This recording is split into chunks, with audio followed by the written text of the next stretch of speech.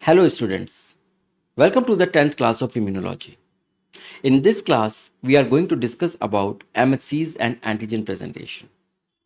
MHCs and antigen presentation is critical in immunology because without them, our acquired immunity or adaptive branch of immunity will not be able to get activated.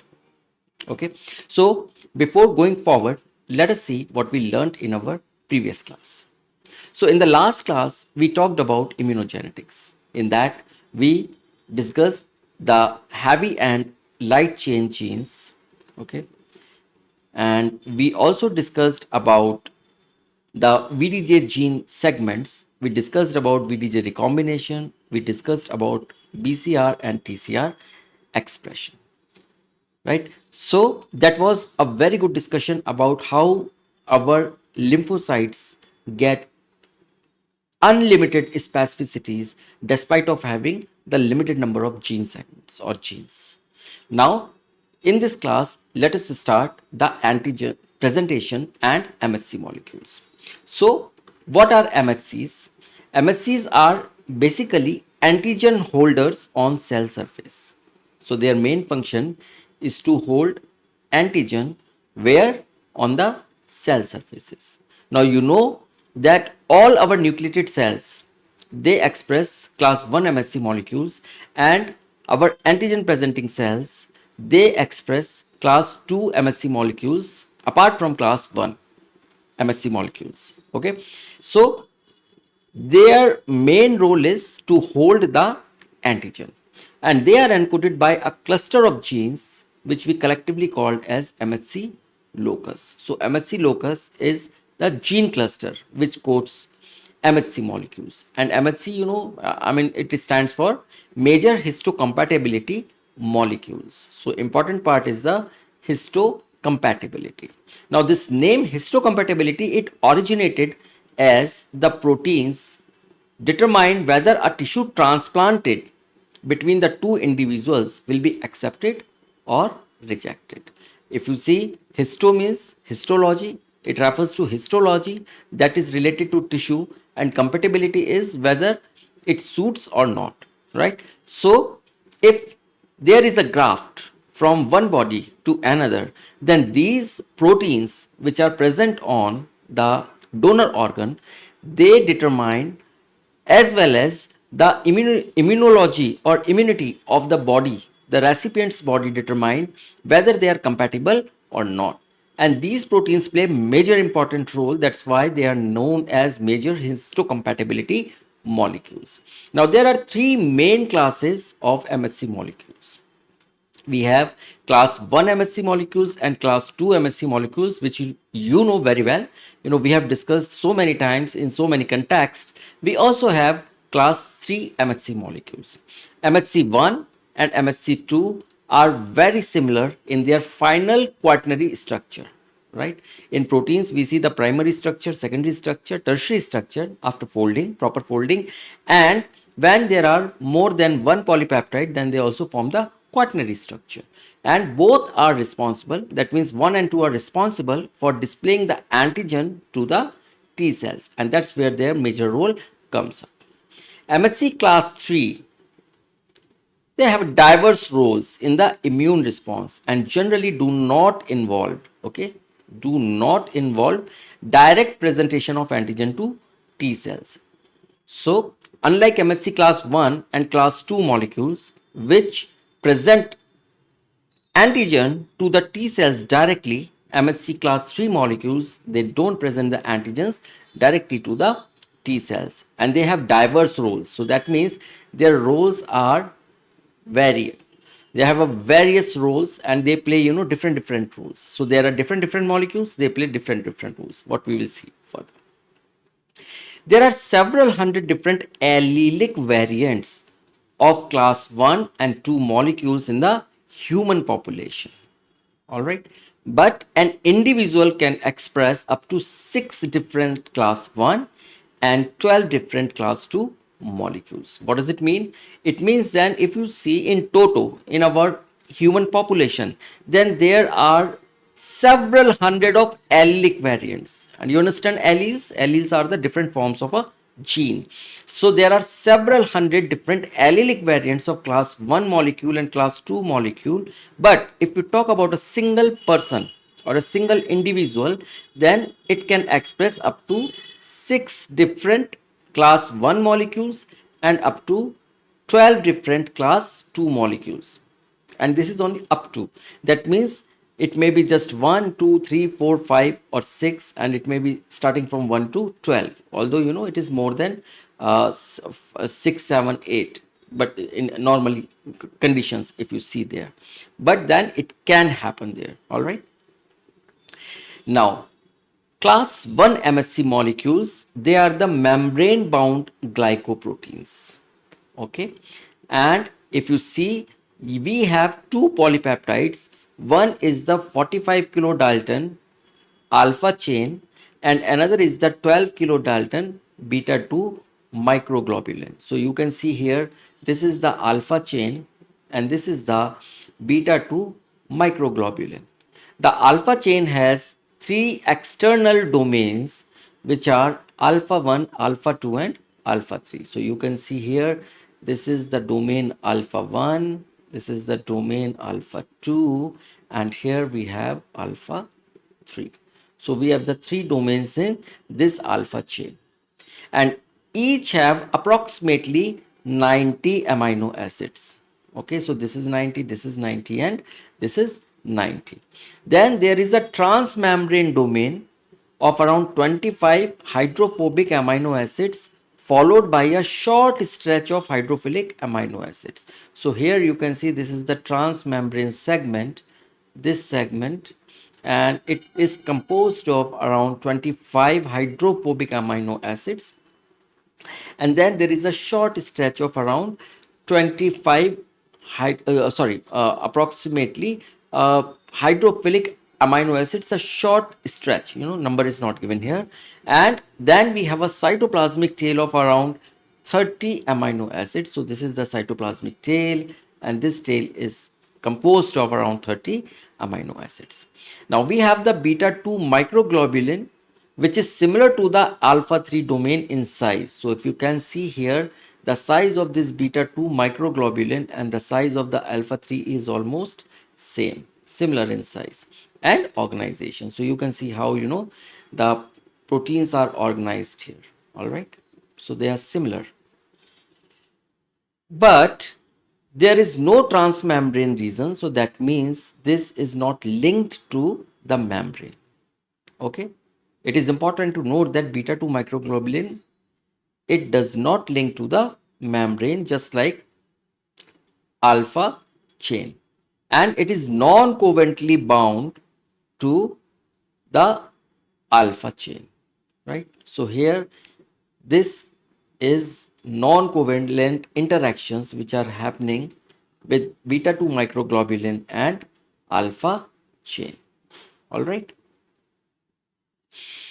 Now, if we see the alpha 1 and alpha 2 domains, they form a deep peptide binding groove. So here you can see this is the deep peptide binding groove, this region.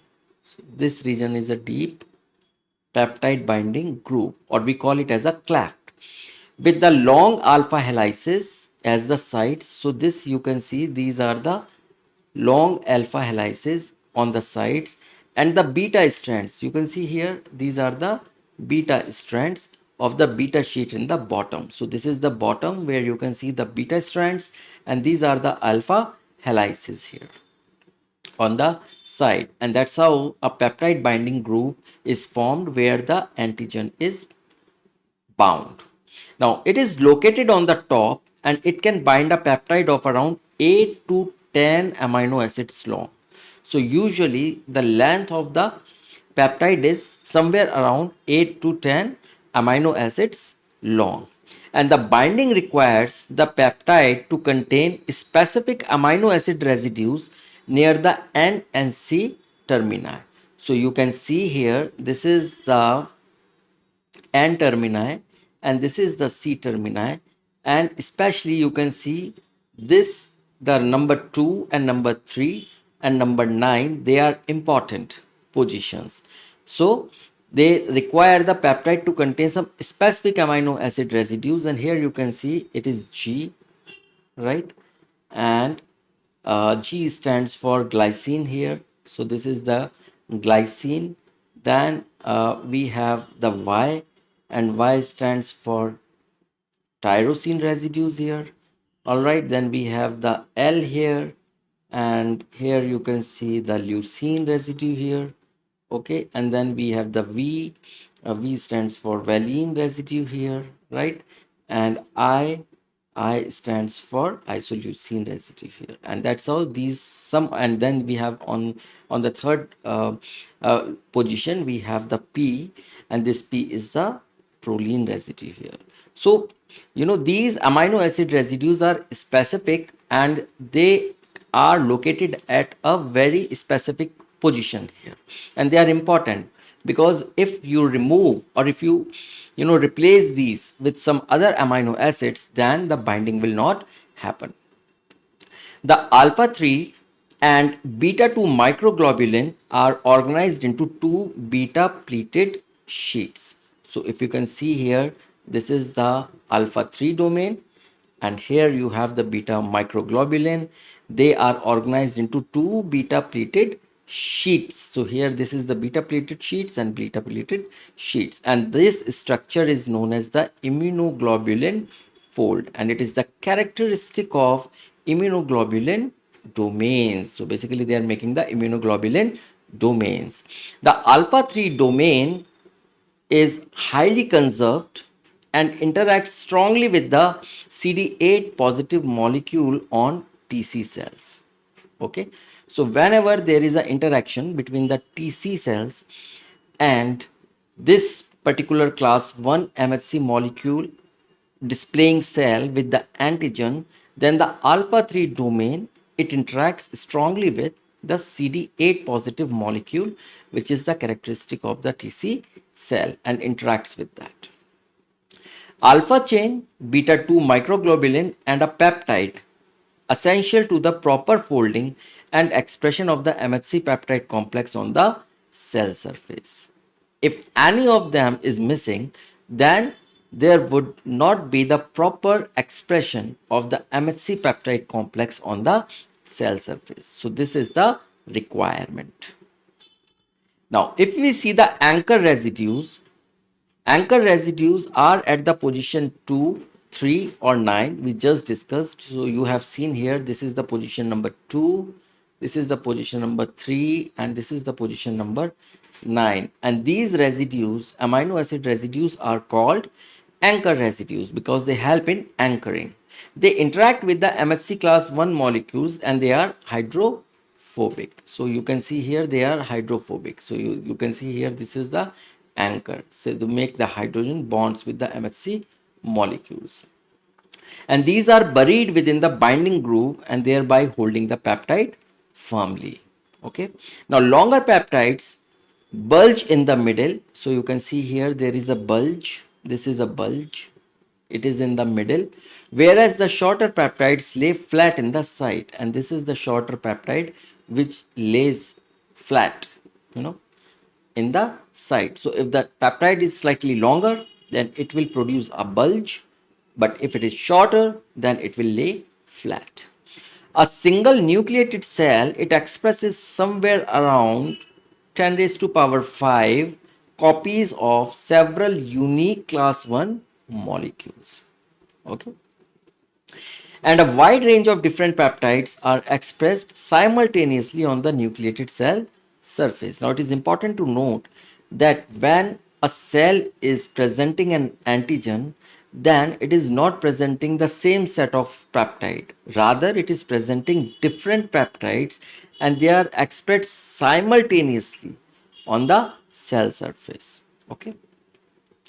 Now, if we see the class 2 MHC molecules, these are also membrane bound glycoproteins, and there are two polypeptide chains associated by non-covalent interactions. So you can see here, these are the two polypeptide chain.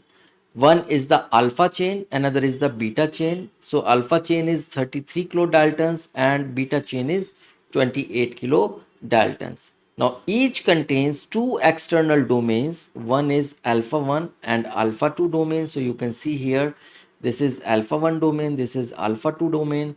On the beta chain we have the beta 1 domain and beta 2 domain. The alpha 2 and beta 2 domain, this alpha 2 domain and this beta 2 domain, they bear sequence similarity to the immunoglobulin fold. So this is the characteristic immunoglobulin fold, and they bear the sequence where in alpha 2 and beta 2 in MHC class 2 molecules. Alpha 1 and beta 1 domains, they form the peptide binding groove. So here these two domains, this is the alpha 1 and this is the beta 1, and they are forming this peptide binding groove. So here you can see the arrow, and this is a groove which is formed by these two domains. And you can see that the both sides are open on the upper side also as well as on the bottom side also, they are open. It can accommodate a peptide of 13 to 25 amino acids long. So you can see, you just remember that in the class 1 molecules, you can accommodate a shorter peptide. Why? Because the ends are not open, the bottom was not open, only one end was open. Why? Because here the both ends are open, so it can accommodate a slightly longer peptide, and that's why 13 to 25 amino acids long peptide can easily accommodate or fit in. No specific amino acid residues are required for binding. Like in case of the class 1 molecules, we saw that at position number 2, 3 and 9, the specific residues were needed for the binding, while here no specific amino acid residues are required for binding.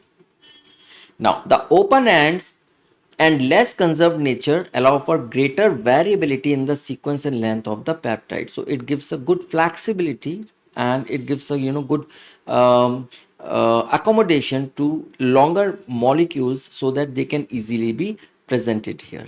Now the central 13 amino acids, remember central 13 amino acids form a core and determine the binding ability of a peptide to class 2 groups. So here the central 13 amino acids, they form the core. If it is whatever the length is, 13, 14, 15, 16, 17 up to 25, but the central core of 13 amino acids, they determine the binding ability of a peptide to class 2 group.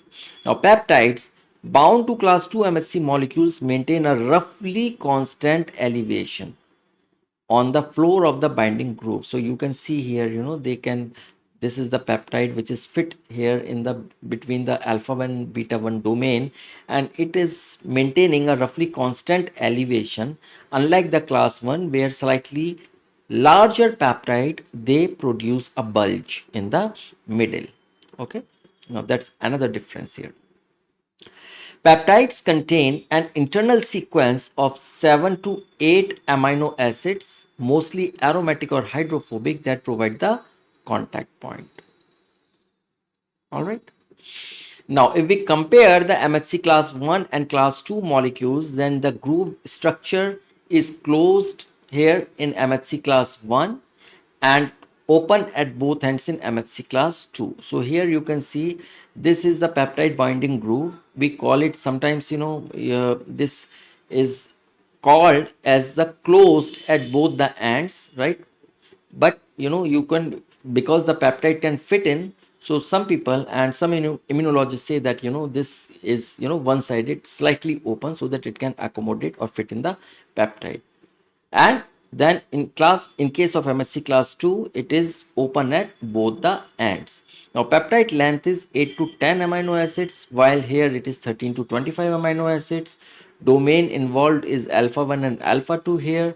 You can see here this is alpha 1, this is alpha 2, alpha 1 and alpha 2, and while here this is alpha 1 and beta 1. So we have the alpha 1 and beta 1 domain involved in MHC class 2. The peptide conformation is, it lies flat because ends are anchored here, but it is extended and ends can protrude. Orientation, both ends fixed within the groove, while ends can extend beyond the groove because it is open, right? Main function is to present endogenous antigens. Okay, that's how the role of the class 1 MHC molecules are, which we'll see later, while MHC class 2 molecules, they present the exogenous antigens, and MHC class 1 molecules, they present the antigen to CD8 positive T cells, while the MHC class 2 molecules, they present the antigen to CD4 positive T cells. So that means this is the TC cells and these are the T helper cells. Okay. Now, let us, discuss something about the MHC genes and start with some history.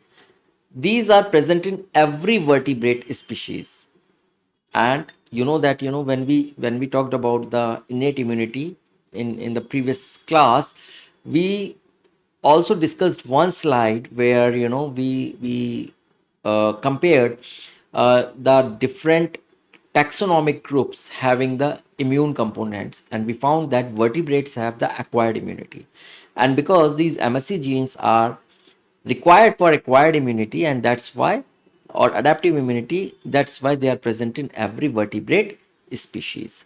So MSC molecules must be able to bind a wide variety of antigens with relatively strong affinity. That's a requirement.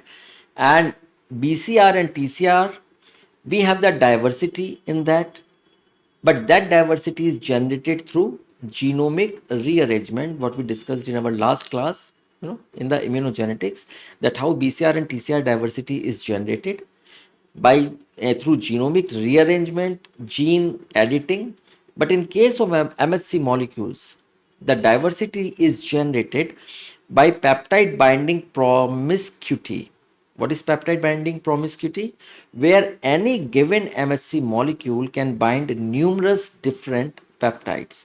It is not specific to a single peptide, but it can bind to numerous different peptides, and some peptides can bind to several different MHC molecules. So one peptide can also bind to many different MHC molecules, while one MHC molecule can also bind to many different peptides. So this is known as peptide binding promiscuity. And second thing is the expression of different MHC molecules on every cell. So one cell is not confined to the expression of just single type of MHC molecules, rather it has the expression of different MHC molecules, okay, on every cell. Now, observation that the rejection of transplanted tissue within a species was due to an immune response against cell surface molecules. Histocompatibility antigens led to the gene hunting for such rejections. Once we observed that why the tissue or transplantation is, rejected, then we got to know that there are certain proteins, and these proteins are responsible, so we called as a, the histocompatibility proteins. Now when we got the histocompatibility proteins, then it led to our exploration about, the genes which are responsible for the formation of such proteins.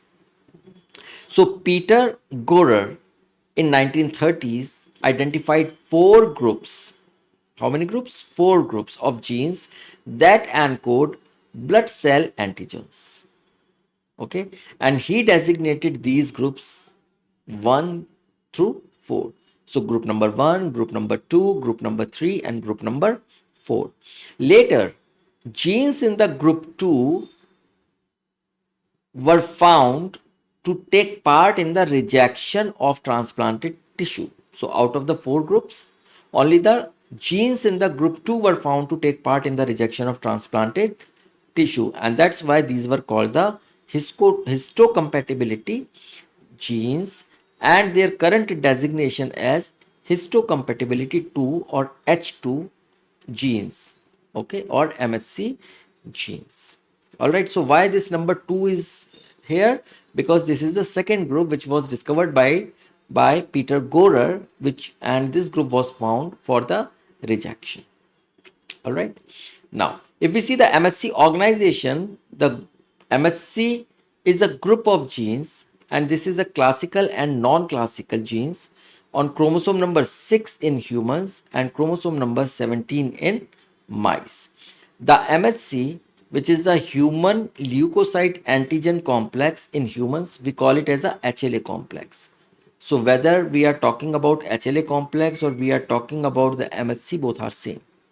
And as the H2 complex in mice, when we talk about mice, we say it is the H2 complex. They are organized into regions encoding three classes of molecules: class 1 MHC genes, class 2 MHC genes, and class 3 MHC genes. Now, if you see the mouse H2 complex, this is the class, right? Now, this pink one is class 1, this is class 1, this is class 1. The blue one is class 2, and the green one is class 3. Now, what you notice here is that class 1 is actually disrupted by class 2 and class 3. Okay, so there is one part of class 1 here, followed by class 2, then class 3, and then again class 1. So class 2 and class 3, they are adjoined and they are flanked by class 1. While if you see the human HLA complex, you will see the distinct classes: class 2 followed by class 3 and then class 1.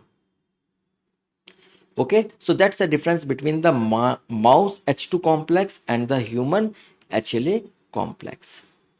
The classical MHC genes are class 1 MHC genes, and these encode glycoproteins which are expressed on the surface of nearly all nucleated cells. You know this. And they present the endogenous peptide antigens to CD8 positive cells, which are the TC cells. Class 2 MHC molecules, they encode glycoproteins which are expressed on antigen presenting cells, and professional antigen presenting cells are the macrophages, dendritic cells, right? B cells, and they present exogenous antigenic peptides to T helper cells or CD4 positive T cells. Now, class 3 MHC gene, they encode several different proteins, example, components of the complement system and molecules which are involved in inflammation. And there are some other immune molecules as well. Now, if we see the MHC1 region in mouse, it is non-contiguous, we just saw, right? So you can see here, this red one is MHC class 1. So this is red MHC class 1, this is MHC class 1, and this is MHC class 1 here. All right. And then blue one is MHC class 2. Here you can see this is MHC class 2, right? And green one is MHC class 3. So this is the green one, MHC class 3, and black is the non-classical gene. So this is the non-classical genes. The similar color coding is here.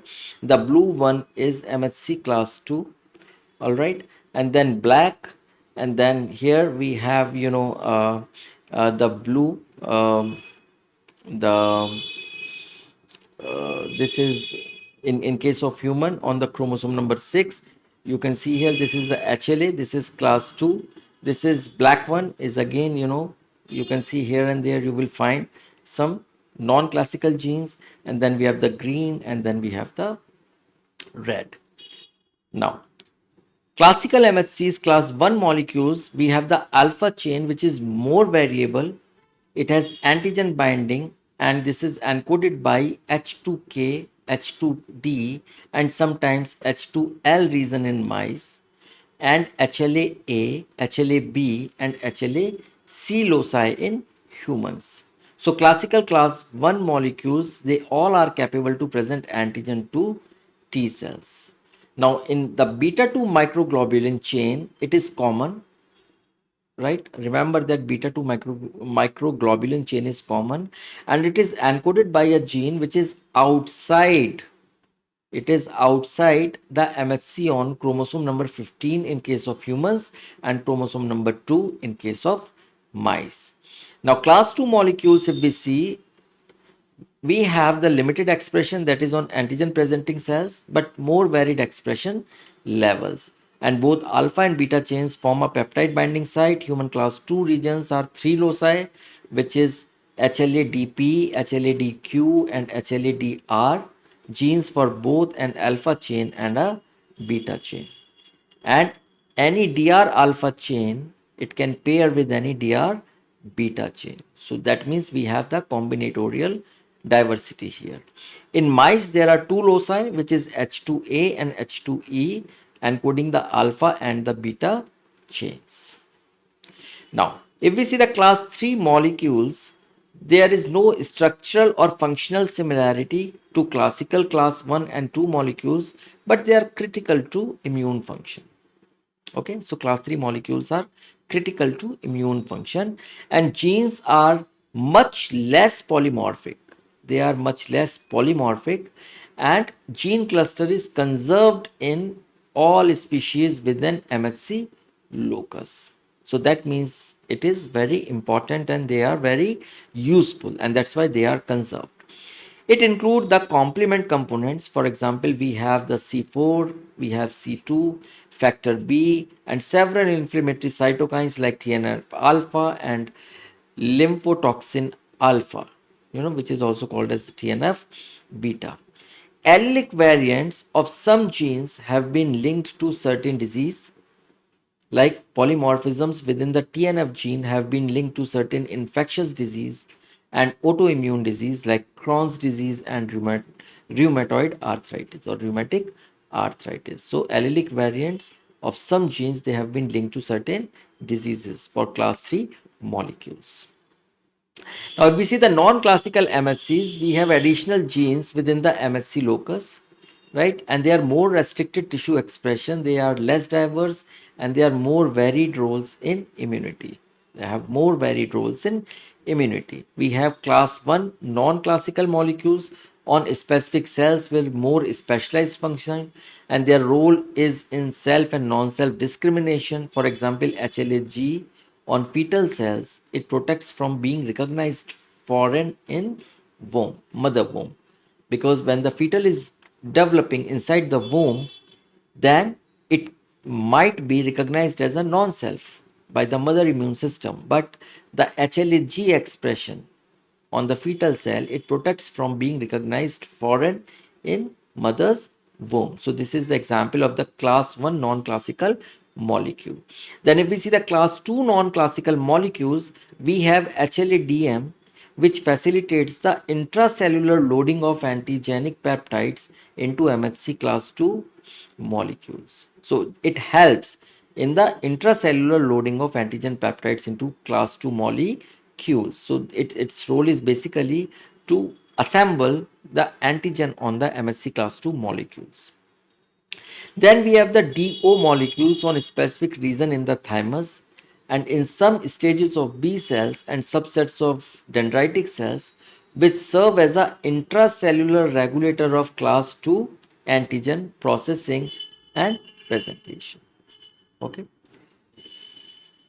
Now let us discuss few key points in MHC genes.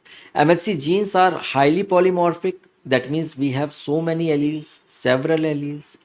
Okay, polymorphism is primarily limited to the antigen binding groups, because here we need more variation. Tightly linked, the alleles are set within the entire MHC locus and is generally passed down as one unit. Okay, then MHC molecules are co-dominantly expressed, right? So all will be expressed there, and both parental haplotypes are expressed at the same time in the same cell. Okay, and we can test by inbred mouse strains. So we have the syngenic mouse, which are identical at all genetic loci, and congenic mouse, which is genetically identical except at single locus. So we can check, or we have tested this with the inbred mouse strains. Any phenotypic differences between congenic strains related to the different genetic region between the two strains. So how it works? Now you see we have the mouse 1, and this is the parent 1, this is the parent 2, right? And they are identical. Okay. Now when they produce babies, then this baby is basically, it is it has both the characteristics of both the parents here, right? It is hybrid. Now if you see here the skin transplantation between the inbred mouse strains with the same or different MHC haplotypes, then if you see, this is the BB parent. Okay, now BB parent, if you take the skin and if you transplant it on both the parents, so this will survive because this is the same, but this will not survive. Okay. In case of the progeny, it will survive because it also has the genes for this particular uh, type. And then if you take another parent, which is the KK, and you take the skin and you transplant it again on both the parents, then this KK will survive, but BB will not survive, but this will survive. The progeny will survive. And if you can see the BK progeny, now this BK progeny, it is not a dominant type BB or KK, so both will not survive, but this progeny will survive here. So offsprings accept grafts from either parent and MHC alleles viewed as a self. So here you can see these are the offsprings and they have accepted the grafts from both the parents here. Neither of the inbred parents accept a graft from F1 offspring, as half MHC molecules will be viewed as a non-self. Right? So that's the reason, one of the parents is dying here in case of here BB and KK, while in case of the progeny, with the tissue is taken from the progeny, then both will die because half will be not there. It will not be accepted and it will be rejected. Now, if we see the MSC polymorphisms in human, then humans are the outbred population, right? We are not inbred, we are outbred. And each one is heterozygous at each locus. So here you can see we have the parents A, B, and then we have the CD. Now, when the father and mother have different haplotypes, none of the offspring will be fully histocompatible with the parents. Now, this is important because if you can see here, the father is different haplotype, mother is different haplotype, and this is the progeny. So you can see here A and C is coming. Here this is AC. Here A and D is coming. Here you can see AD. Then here B and C is coming. B and D is coming, and then we have some incomplete or half B and R. So genetic recombination can generate new allelic combinations. So you can see here the new combinations. This is the recombined one. And transplantation between individuals who are not identical twins is clinically challenging. So even even they are the progeny, but still it is very challenging unless they are identical twins. Now, if you see the MSC expression on a heterozygous H2KD mouse antigen presenting cell, so you can see this is the maternal MSCs, right? And these are the paternal MSCs, and they are expressed here in the combinations, right? And this beta microglobulin, it may be derived from either parent, and they are codominantly expressed here. Okay, so you can find it here LD. This is LD. You can find it LK. You see LK here, and then you have the DD, and you have this. You have DK. You have DK, and you have KD and KK. So you have KD and you have the KK, and then you have the different combinations 1, 2, 3, 4 here in class 2 molecules. It shows that on a cell different types of different varieties of MHC class 1 as well as class 2 molecules can be expressed.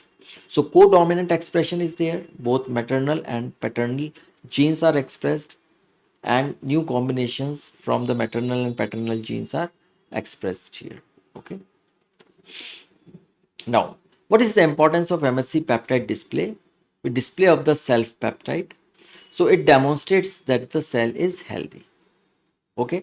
Now that our natural killer cells, they keep wandering within our tissues, and if they find that there is either MHC1 absent or abnormal, then they will kill that particular cell. But if the cell is healthy, it will demonstrate our own self peptide with MHC molecules. So absence of self MHC class 1 in case of virus infected and tumor cells can target the cell for destruction by natural killer cells.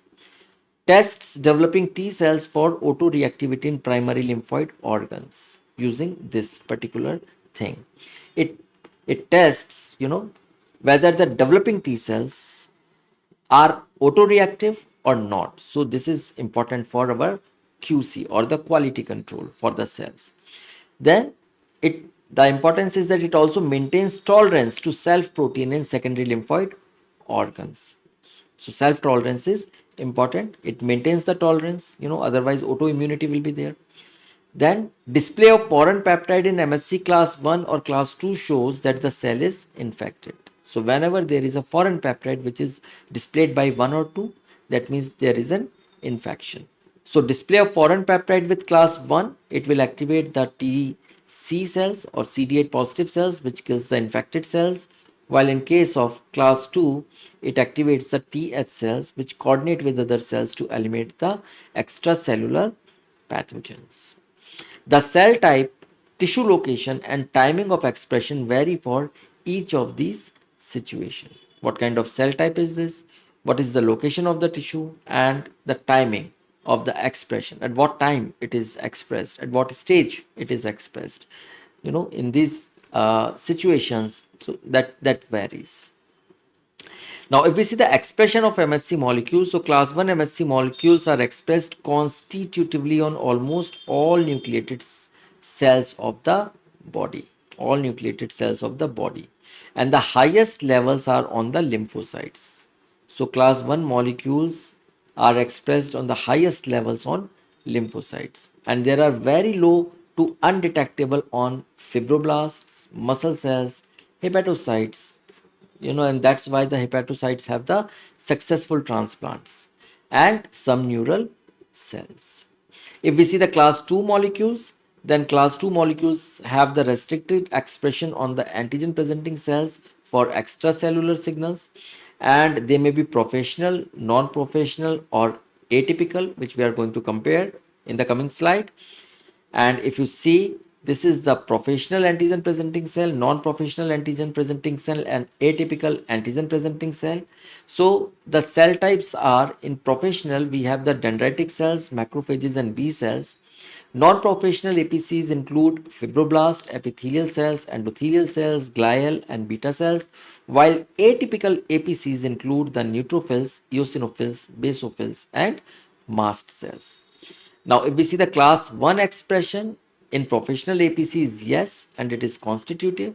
In non-professional APCs, yes, it is constitutive. And in atypical, it is variable, upregulated with activation. Right? If we see the class 2 expression in professional APCs, yes. In non-professional APCs, absent or inducible, while in atypical APCs, absent and can be induced. If we see the co-stimulatory molecules, yes, in case of professional APCs, we have CD80 and CD86. In non-professional APCs, it is absent or inducible, and again it can be upregulated upon activation in case of atypical APCs. If we see the antigen processing capacity, highly efficient in case of professional APCs, limited in case of non-professional APCs, and atypical APCs, depends, what context it is. If we see the T cell activation, we have the naive and memory T cells. In case of non-professional APCs, mainly memory and activated T cells, while in case of atypical APCs, they can sometimes activate the naive T cells but not the memory T cells. If we see the role in immunity, then the professional APCs, they initiate and regulate immunity. In case of non-professional APCs, tissue homeostasis and tolerance. And in case of atypical APCs, they bridge innate and adaptive immunity, especially during the inflammation part or inflammatory reaction. And if we see the migration to lymph nodes, then yes, APCs can migrate, particularly dendritic cells. In case of non-professional APCs, no. And atypical APCs sometimes, but it's rare, otherwise it is no. All right, so this slide is very good slide, and it talks about the comparison of all three types of antigen presenting cells: professional antigen presenting cells, non-professional antigen presenting cells, and atypical antigen presenting cells. Okay, so now coming to the antigen processing. Now you have understood, what MHCs are, how their genes are expressed, what is the structure of the MHC molecules. Now we are focusing on the antigen processing. So if you see here, we have endogenous pathway and then we have the exogenous pathway. So endogenous pathway is followed by class 1 MHC molecules, while exogenous pathway by class 2 MHC molecules. So in case of endogenous antigens, we have the protein. It undergoes its cleavage in the proteasome mediated cleavage in the rough endoplasmic reticulum. You can see the peptides fragments, they bind with class 1 molecules, and then this with the help of the Golgi complex it is displayed on the cell surface. Now if you see the exogenous pathway, we have the exogenous antigen. It goes here through the lysis, and the class 2 molecules which come from the rough endoplasmic reticulum after translation, they go to the Golgi complex, and then they here unite with the lysosomes, and then they express class 2 MSC molecules here. So there are different pathways to eliminate intracellular and extracellular antigens, and endogenous antigens are processed in a cytosolic or endogenous pathways and presented with class 1, and this exogenous is with class 2 molecules. All right. Now, if we see and look at the endogenous pathway, so usually to degrade the protein, the protein which is marked for the degradation, it is conjugated with ubiquitin, and this UB molecule it conjugates with the protein. Then we have the 20s proteasome, and in the proteasome we have the 19s regulator where the protein goes with this ubiquitin and then it is degraded. This is in the normal cell. But when it comes to the immunity part, then we have the immunoproteasome, and this immunoproteasome it is slightly different from the constitutive proteasome where the beta 1 unit is called beta 1I, beta 5 unit is called beta 5I, and beta 2 unit is called beta 2I. So basically I represents the immunity or immunoproteasome. So what is happening here is that protein or antigen it is coming inside the immunoproteasome, okay, in the cytosol, and then the peptides are generated, and then some peptides undergo further cleavage to form the individual amino acids, while some peptides go through the tap system to rough endoplasmic lumen, and the peptide is ready to be loaded on the class 1 MHC molecules. Now if you see in the rough endoplasmic lumen, we have the class 1 MHC alpha chain.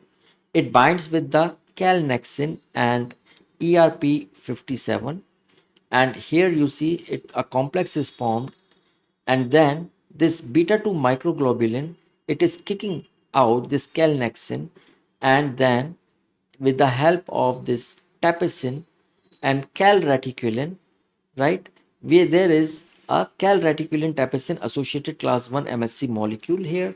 Now peptide is coming here, and peptide, this tap, remember this tap, so the peptide here is coming through tap, and with the help of the ERAP it goes here, and then it is loaded on the class 1 MHC molecule, and then it exit the rough endoplasmic reticulum, and that's how the peptide is loaded, and the class 1 MHC molecules they present the antigen on the cell surface.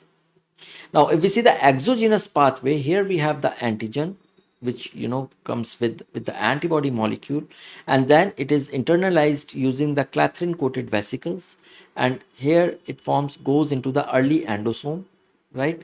And then the antibody or the receptor is recycled, and it is sent back to the surface, while the peptide is here, it remains within the endosome. On the other hand, in the endoplasmic reticulum, we have class 2 MSC molecule here, and then it has the invariant chain which blocks the binding site here. So you can see here this is the MSC class 1, and the invariant chain which is blocking the binding site here, and then when this fuses with this endosome, then most of the invariant chain is digested, but some small part remains here which we call it as a clip, right? and this peptide, it replaces the clip and binds itself on the MHC molecule, and then this MHC molecule is sent on the surface for the expression. So this is the exogenous pathway. Okay. Now, in some cases, exogenous antigen internalized by dendritic cell can gain access to the endogenous presentation pathway. Now, this is important that it is the exogenous antigen, it should go exogenous pathway, but sometimes it can gain access to the endogenous presentation pathway, and it causes the cross presentation. Okay, and it leads to the peptide association with the MHC class 1 and engagement with CD8 positive T cells. So this can happen particularly in the dendritic cell. We call it as a cross presentation. Now, if we see the presentation of the non-peptide antigens, there are certain antigens which are non-peptide. So some non-peptide antigens, they are also recognized by T cells. So non-classical MHC molecules, for example, CD1 and MR1, they share structural similarity with class 1 but function more like class 2. Okay, although structurally they are similar to class 1, but they function more like class 2, and they present the non-protein, usually the lipid and small molecules, antigens to alpha, beta and gamma delta T cells. So you can see this is the CD1 and this is MHC class 1. So you can see there is the structural similarity. Here the groove is the peptide binding groove in class 1 MHC molecule because the peptides are bound here. But in case of CD1, you can see here it is the lipid binding groove, and lipid will bind here. And once it binds here, then it will be presented to the T cells. Okay. And one example is the mycolic acid from Mycobacterium tuberculosis, which is a small lipid containing antigens, and some small lipid containing antigens. So these are some of the examples of the non-peptide antigens. CD1 and MR1, they have limited variability and they serve to regulate immune homeostasis as well as control some infectious agents at the mucosal surface. And that's the reason, these are important, CD1 and MR1, which are, very important non-classical MHC like molecules. Okay. All right. So, we are just closing the discussion for today, and what we learned today was MHC class 1 and 2 molecules, genetics of MHCs and MHC presentation mechanisms, right? I hope you have got a fair idea about this. In case if you don't, you can refer to the textbook, all right, and just you can go through this video again in case if you want to you either revise or you want to understand few things there. And let's just stop here for today and take care of yourself. We'll meet in next class. Yeah, thank you.